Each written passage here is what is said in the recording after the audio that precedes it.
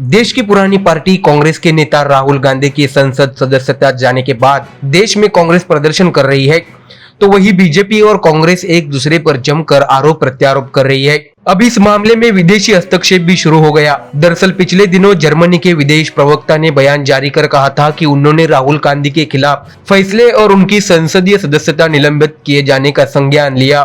Germany की प्रतिक्रिया सामने आने के बाद कांग्रेस ने बीजेपी को घेरने की कोशिश की, लेकिन बीजेपी नेताओं ने कांग्रेस पर देश के आंतरिक मामलों में हस्तक्षेप करने के लिए विदेशी ताकतों को बुलाने का आरोप लगाया।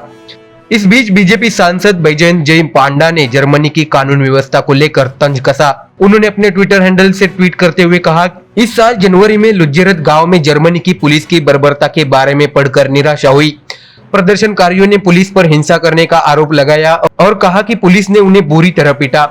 हम यूरोप की सबसे बड़ी अर्थव्यवस्था में लोकतांत्रिक मानदंडों के इस तरह की गिरावट को दुख और चिंता के साथ देख रहे हैं। दरअसल इससे पहले कांग्रेस नेता दिग्विजय सिंह ने बीजेपी को घेरते हुए विदेश मंत्रालय के प्रवक्ता का समर्थन करते हुए उन्हें धन्यवाद कहा था।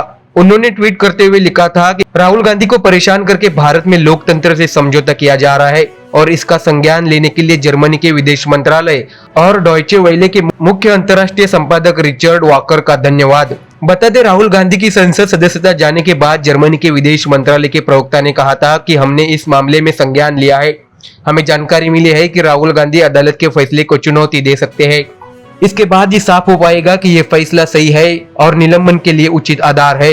कांग्रेस नेता दिग्विजय सिंह के ट्वीट के बाद बीजेपी नेता और कानून मंत्री किरण रिजिजू ने उन पर पलटवार किया।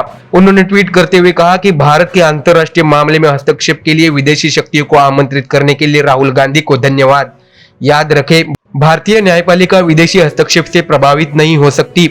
भारत अब विदेशी हस्तक्षेप को सहन नहीं करेगा क्योंकि हमारे प्रधानमंत्री है नरेंद्र मोदी। अब एक और बीजेपी नेता ने कांग्रेस को सबक सिखाते हुए उन पर जमकर पलटवार किया है। तो जाहिर सी बात है कि कांग्रेस को अब सबक सीखना चाहिए कि देश के आंतरिक मामले में विदेश की ताकतों को हस्तक्षेप कांग्रेस के लिए राजनीतिक खतरा बनती हुई जा रही है। Bureau report, MDR news.